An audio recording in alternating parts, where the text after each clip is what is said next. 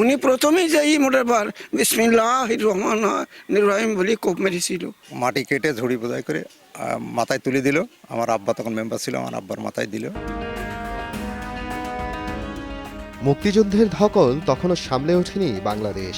সারা দেশে তীব্র খাদ্য ঘাটতি। সংকট মোকাবিলায় শহীদ প্রেসিডেন্ট জিয়াউর রহমান ঘোষণা করেন ১৯ দফা কর্মসূচি। এই কর্মসূচির অন্যতম স্তম্ভ ছিল খাল ও জলাধার নির্মাণ। ১৯৭৬ সালের ১ নভেম্বর যশোরের শার্শা উপজেলার উলাশিতে নিজ হাতে খাল খননের উদ্বোধন করেন জিয়াউর রহমান। এই উলাশি খাল থেকেই সারা দেশে ২৬,০০০ কিলোমিটারেরও বেশি, ১৫০০ এরও বেশি খাল খননের কাজ শুরু হয়। পানি নিষ্কাশন ও সেচ সুবিধা পেয়ে হাজার হাজার হেক্টর অনাবাদি জমি হয়ে ওঠে ফসল উৎপাদনের উপযোগী। পরবর্তী কয়েক যুগ উলাশির খালটি আর খনন করা হয়নি। পলি জমে পানি চলাচল বন্ধ হয়ে গেছে। ফলে শার্শা উপজেলার বিভিন্ন অঞ্চলে বছরের প্রায় ৬ মাস ফসলি জমিতে জমে থাকে পানি। কমে এসেছে খাদ্য উৎপাদন। ক্ষতিগ্রস্ত হচ্ছেন কৃষকরা। দীর্ঘদিন ধরে স্থানীয়রা উলাশি খাল পুনঃখননের দাবি জানালেও কোনো কার্যকর উদ্যোগ দেখা যায়নি। উনি প্রথমেই যাই মোটাবার বিসমিল্লাহির রহমানির রহিম বলি কোপ মেরেছিল।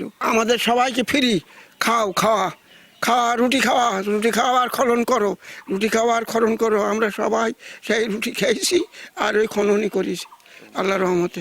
এখন আমাদের ওই খাল তো বোঝাকানা হয়ে গিয়েছে। আমাদের দাবি খালটা ফের খনন করে দিয়ে দেখ। খাদ্য অভাব ছিল আমাদের এলাকায়।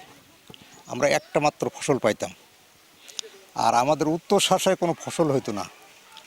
ওখানে 4টে বিল ছিল, বড় বড় বিল, এবং সেই বিলে আমাদের জমি ছিল 22,000 একর বিঘে জমি ছিল।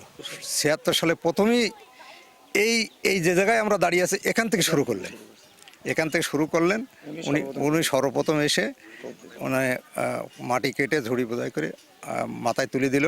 আমার আব্বা তখন মেম্বার ছিল, আমার আব্বার মাথায় দিল, এবং মুরব্বী আরও বহু মুরব্বীরা ছিল, তাদের সহকারে উনি মাটি কাটা উদ্বোধন করে গেলেন। এখন তো বিএনপি সরকার এসেছে, উনি আমাদের এই জিনিসটা কেটে দিলে আমরা খুব ভালো খুশি হব।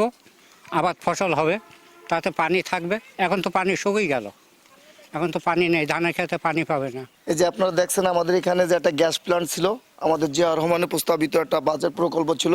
পরবর্তীতে আমলি সরকার ক্ষমতায় এসে ওই যে আপনারা দেখছেন গ্যাস প্ল্যান্টের যে ঘরটা, ওই ঘরের ভিতরে সেই মেশিন ছিল, মেশিনগুলো আমলিগের আমলে আমলিগের লোকজন তারা মেশিনগুলো খুলে নিয়ে গেছিল।